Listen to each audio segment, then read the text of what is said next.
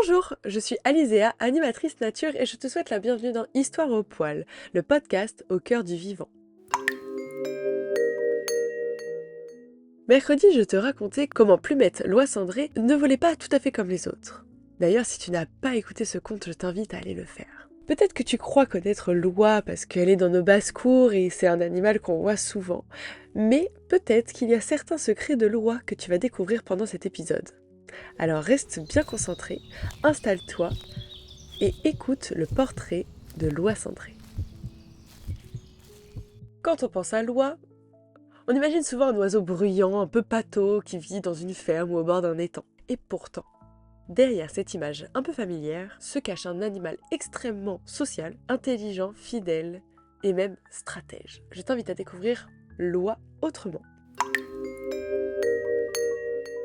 Déjà, l'oie cendrée est l'ancêtre de tous les oies qu'on connaît dans les basses-cours, les oies domestiques. On la trouve à l'état naturel en Europe, en Asie et autour des zones humides, marais, lacs, étangs, plaines inondables. Elle a besoin de grandes étendues ouvertes, d'eau et de zones herbeuses pour se nourrir. Certaines populations sont sédentaires et d'autres sont migratrices, parcourant parfois des milliers de kilomètres entre les lieux de reproduction et d'hivernation. Concernant leur rythme de vie et leur organisation, les oies sont des animaux diurnes. Ça veut dire qu'elles vivent la journée et dorment la nuit, comme nous, normalement. Et elles, la nuit, par contre, elles dorment sur l'eau ou dans des endroits dégagés. Et leur journée, elles vont les rythmer à manger, se reposer, se toiletter et surveiller leur environnement. Ce sont aussi des animaux qui sont très sociaux. Elles vivent en groupes structurés, avec une hiérarchie et des rôles. Par exemple, dans un groupe d'oies, certaines vont être plus vigilantes, d'autres plus dominantes. Par contre, toutes participent à la sécurité collective du groupe.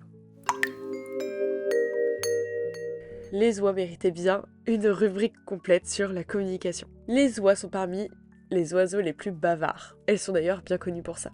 Je parlais juste avant de sécurité collective, mais comment elles font pour communiquer? Elles vont utiliser des cris d'alarme, des appels pour se regrouper, des sons pour leurs petits, et même des vocalises pour renforcer les liens du couple. Tout ça, c'est des vocalises différentes. Quand une oie crie, ce n'est pas du hasard. Elle transmet une information bien précise. D'ailleurs, fun fact, chaque oie reconnaît la voix de ses proches, même dans un grand groupe. Après ça, allez pas me dire que l'oie, c'est pas un oiseau qui est social. D'ailleurs, c'est un oiseau qui est social et un oiseau fidèle. Les oies forment des couples, souvent pour la vie. Si l'un des deux disparaît, l'autre peut rester seul très longtemps. La femelle pond entre 4 et 8 œufs dans un nid au sol près de l'eau. Les petits, qu'on appelle les oisons, sont capables de marcher et de suivre les parents très rapidement. D'ailleurs, on a vu ce terme pendant l'épisode du faisan doré. Les petits sont donc nidifuges. En gros, ils sont autonomes rapidement. Le couple est soudé, même dans l'éducation des petits. C'est les deux parents qui protègent et guident leurs petits ensemble. Ils vont leur apprendre à communiquer, à se protéger et même à trouver leur nourriture. D'ailleurs, les oies, qu'est-ce que ça mange? Elles sont principalement herbivores, donc végétariennes. Elles mangent des herbes, des plantes aquatiques, des feuilles, des graines et parfois des racines.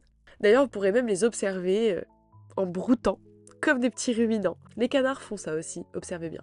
En milieu sauvage, elles jouent un rôle très important. Elles entretiennent les zones humides en empêchant certaines plantes de devenir envahissantes. Donc elles ont un vrai rôle, alors qu'elles font que manger en fait. À l'état sauvage, les oies peuvent être prédatées par plusieurs animaux. Les renards, les rapaces, les chiens errants et parfois l'homme. Mais elles ont une défense redoutable, la vigilance collective comme on a vu tout à l'heure, grâce à leur communication élaborée et leur organisation de groupe très structurée. Par exemple, une oie monte souvent la garde pendant que les autres broutent ou mangent ou dorment. Si cette oie sentinelle voit un danger, elle crie, le fameux signal d'alarme spécifique pour l'alerte, et tout le groupe réagit. Je parlais dans la rubrique juste avant que l'oie peut être aussi prédatée par l'homme. Effectivement, l'oie est chassée. Ce n'est pas une espèce menacée d'extinction. Elle est d'ailleurs même en expansion dans certaines régions, donc il n'y a pas de programme qui vise à interdire la chasse de cette espèce. Mais les zones humides où elle vit sont, elles, de plus en plus fragiles. Drainage, pollution, urbanisation. Donc protéger l'oie, quelque part, c'est aussi protéger les zones humides, donc son habitat. Effectivement, même si l'oie peut être chassée, elle est aussi domestiquée par certains humains. Elle a été d'ailleurs domestiquée il y a plus de 3000 ans. On l'élève pour plusieurs raisons. sa viande, ses œufs, ses plumes, pour le fameux duvet d'oie, et aussi comme animal de garde. Encore une fois, on l'a vu, l'oie, c'est comme un chien de garde, elle a cet instinct de défendre son groupe. Elle voit bien, elle entend bien, elle crie fort, c'est efficace pour monter la garde. D'ailleurs, fun fact, dans l'Antiquité, des oies ont sauvé Rome en prévenant d'une attaque ennemie. Tous ces sujets, la prédation, l'élevage, la domestication, la chasse, mènent aussi à son espérance de vie. Combien de temps peut vivre une oie? À l'état sauvage, elle vit entre 10 à 20 ans, selon les conditions de vie qu'elle peut avoir, et en captivité, certaines peuvent dépasser les 25 ans. Le portrait est terminé, alors c'est l'heure du quiz. Première question. Où peut-on trouver l'oie à l'état naturel? En Europe, en Afrique ou en Amérique du Nord?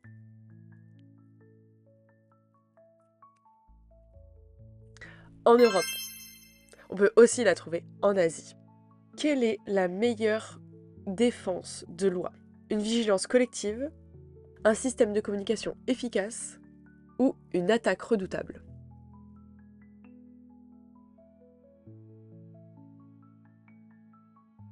C'était une question piège, il y avait 2 réponses. La vigilance collective et le système de communication efficace. Effectivement, l'oie peut attaquer, mais ça va être vraiment en dernier recours. Et la dernière question, certaines populations d'oies peuvent être sédentaires, donc ne pas migrer, ne pas bouger. Vrai ou faux? C'est vrai. Alors, est-ce que tu as réussi à répondre bien à toutes les questions? Le portrait et le quiz étant terminés, on va conclure en disant que l'oie n'est pas seulement un animal de ferme. C'est une sentinelle des zones humides, un oiseau fidèle et un exemple de solidarité animalière. La prochaine fois que tu entendras une oie crier, écoute bien. Elle ne fait peut-être que protéger ce qu'elle aime. Voilà, le portrait de l'oie est terminé. J'espère que tu as compris que ce n'est pas parce qu'un animal est dans une ferme et est domestiqué que c'est un animal simple. Tous les animaux sont fascinants. Je te remercie d'être resté avec moi pendant ce portrait. Et si c'est pas fait, tu peux activer la petite cloche. Comme ça, tu t'abonneras et tu pourras avoir une notification dès qu'un nouvel épisode sera sorti. Parce que je sors un compte sur un animal tous les mercredis et son portrait le samedi. Donc il vaut mieux que tu t'abonnes pour ne pas louper ça. Sur ce, je te souhaite une bonne journée et moi, je vais aller m'amuser dans la neige. Salut!